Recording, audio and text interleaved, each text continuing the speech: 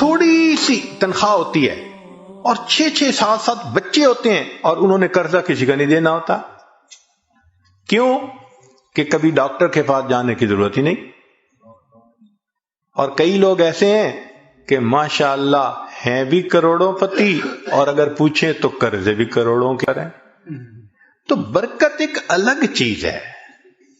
ہمیں ایک مرتبہ رشیا کی ایک ریاست میں جانے کا موقع ملا تو صاحب خانہ نے بکری ذبح کی اور اس کو انہوں نے بھون کے سامنے رکھ دیا.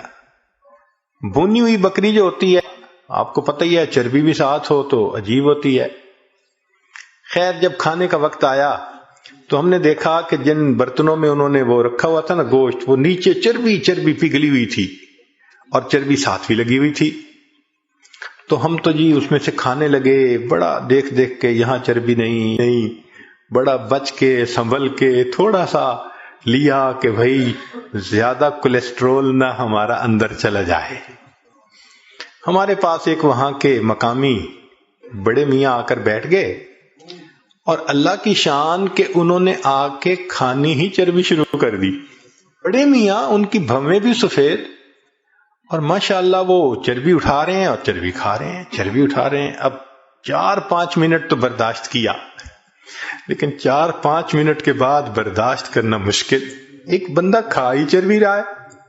اور لطف کی بات کہ پھر انہوں نے چمچ پکڑی، چمچ بھری اس میں وہ جو پگھلی ہوئی چربی تھی اور پینی بھی شروع کر دی. یا اللہ، اٹ بیکیم ٹو مچ. تو میں نے ان کی طرف دیکھا اور میں نے بڑے میاں سے تعارف کیا. میں نے کہا کہ بڑے میاں آپ ٹھیک ہیں، خیریت سے ہیں؟ انہوں نے کہا ہاں میں ٹھیک ہوں، خیریت سے ہوں.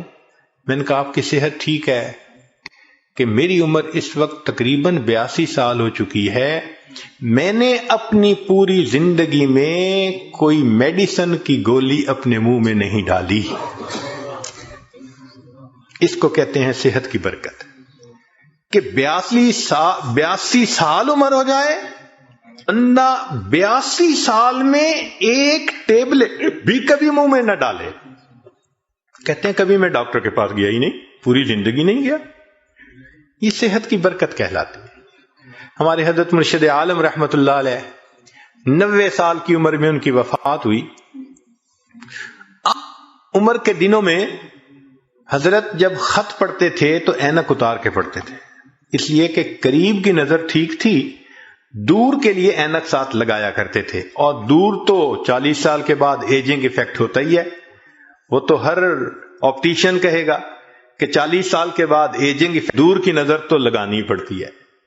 قریب کی نظر 90 سال میں اتنی تیز کہ خط جو ہے وہ اینک اتار کر پڑھا کرتے تھے. سنوائی اتنی تیز تھی سماعت کہ کمرے کے کونے میں کوئی وسپر کرتا تھا تو حضرت سن لیا کرتے تھے. اور اللہ کی شان کے سال کی عمر میں تمام دانت حضرت کے بالکل ٹھیک تھے. ایک مرتبہ کھانا آیا تو میں نرم سی روٹی نہ ڈھونڈ کے حضرت کے آگے رکھنے لگا. پوچھنے لگے کیا ڈھونڈ رہے ہو؟ میں نے کہا حضرت میں کوئی نرم سی روٹی آپ کے لیے ڈھونڈ رہا ہوں. فرمایا میرے دانتوں کو کیا ہوا ہے، دو مجھے کوئی کڑک روٹی. 90 سال کی عمر میں کڑک روٹی کھائی. اللہ کی شان. اور ایسی قوت اللہ نے دی تھی کہ ایک مرتبہ اس عاجز کے کندھے پہ دوسرا ہاتھ رکھا تو ماشاءاللہ لمبا قد تھا اور صحت تھی اور جسم تھا. کندھے پہ ہاتھ رکھا تو میں تھوڑا سا نیچے ہوا. فرمایا کیا چوزے بنے پھرتے ہو؟ ہم واقعی اپنی جوانی میں ان کے سامنے چوزے تھے. اللہ نے ایسی صحت دی تھی. یہ برکت عجیب چیز ہے. جس چیز میں برکت آ جائے اللہ اس چیز میں بندے کو پرسکون کر دیتے ہیں. اب اگلا کوشچن ذہن میں یہ پیدا ہوتا ہے کہ یہ برکت کیسے پیدا ہو سکتی ہے؟ تو چند اعمال ہیں کہ جن کے ذریعے سے انسان کی زندگی میں برکت آتی ہے. ذرا توجہ سے سن لیجئے تاکہ بات کو مکمل کریں. ان میں سب سے پہلے ہے تقوی بھری زندگی گزارنا، گناہوں سے بچنا، نیکوکاری کی زندگی گزارنا، معصیت سے خالی زندگی گزارنا. اس کو تقوی کہتے ہیں. احتیاط والی زندگی، ہماری زبان میں کہتے ہیں نا to be on the safe side, English میں کہتے ہیں اور یہ to be on the safe side. تو شریعت کے دائرے میں to be on the safe side رہ کر زندگی گزارنا، اس کو تقوی کہتے ہیں۔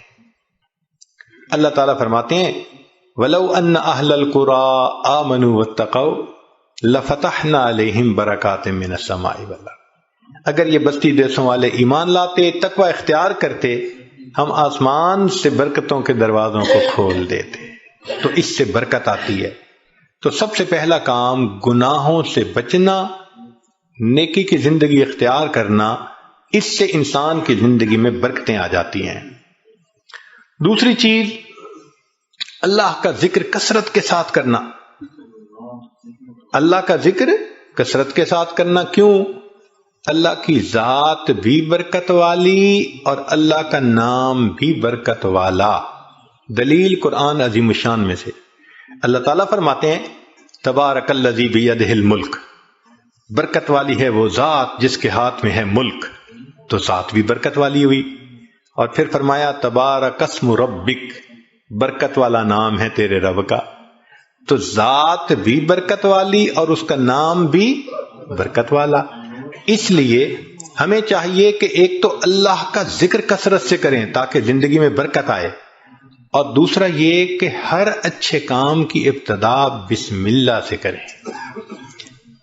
بعض مفسرین نے لکھا ہے کہ اسم جو لفظ ہے نا، اس کے کئی معنی ہیں عربوں میں۔ ایک اس کا معنی ہے نام، تو بسم اللہ کا معنی بنے گا اللہ کے نام کے ساتھ۔ اب یہ ترجمہ اکثر ہم پڑھتے بھی ہیں اور جانتے بھی ہیں، لیکن اسم کا ایک اور بھی معنی ہے عربوں میں، وہ ہے برکت۔ تو اگر وہ معنی لیں تو بسم اللہ کا ترجمہ بنے گا اللہ کی برکت کے ساتھ۔ اور اب مجھے یاد آتا ہے کہ ہماری نانی دادی جو بوڑھی عورتیں تھیں نا، وہ اٹھتے بیٹھتے اللہ دی برکت نال، اللہ دی برکت نال، یعنی کسی نے ان کو بسم اللہ کا ترجمہ سکھایا تھا، تو اٹھتے بیٹھتے اللہ کی برکت کے نال ساتھ یہ کہتے اللہ کی برکت۔ تو بسم اللہ کو کثرت سے پڑھنا، گاڑی کا دروازہ کھولیں تو بسم اللہ پڑھ کے، چابی لگائیں تو بسم اللہ پڑھ کے، سٹارٹ کریں بسم اللہ پڑھ کے، کوئی بھی اچھا کام بسم اللہ پڑھتے رہیں۔ جس کام پر بسم اللہ پڑھیں گے اللہ اس کام میں برکتیں داخل کر دیں گے۔ ایک حدیث پاک میں ہے کہ میرا نام برکت والا ہے، اور جس کام میں میرے نام کو پڑھا جائے گا میں اس کام میں برکتوں کو شامل فرما دوں گا۔ تو بسم اللہ ہم اپنی زندگیوں میں نہیں پڑھتے زیادہ۔ آپ غور کریں، ہماری کوتاہی ہے کہ ہم اس کی برکت سے فائدہ نہیں۔ ہمیں نہ طویلوں والوں کے پیچھے بھاگنا پڑے گا، نہ عملیات والوں کے پیچھے بھاگنا پڑے گا، نہ کسی اور کے پیچھے جانا پڑے گا۔ ایک بسم اللہ کی اپنی زندگی میں کثرت شروع کر دیں، اللہ تعالی ہر چیز میں